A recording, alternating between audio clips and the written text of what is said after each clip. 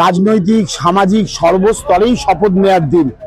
এই এসো হে বৈশাখ, এইটা মানেই তো বাঙালির কাছে একটা অন্য কৃষ্টি, অন্য সংস্কৃতির টান।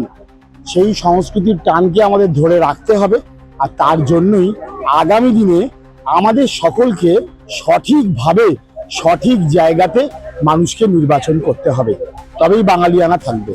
বাঙালির একটা, আমরা বাঙালিরা যেরকম বুঝবো আমাদের যত কিছু সব কিছু সবাই যেরকম বোঝে, বিজেপি তো বুঝবে না।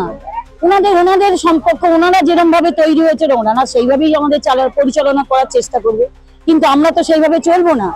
আমরা যেইভাবে এই যে এসো এসো, এই যে এত সুন্দর 25শে বৈশাখের আনন্দ উপভোগ করলাম, এটা বিজেপি কোথায় পাবে? ওনাদের যে ইডিওলজিতে ওনারা চলেন, যে কালচারাল যে হেরিটেজ ওনারা ইউজ করেন, বাঙালির সাথে সেই কালচারের ডিফারেন্স রয়েছে।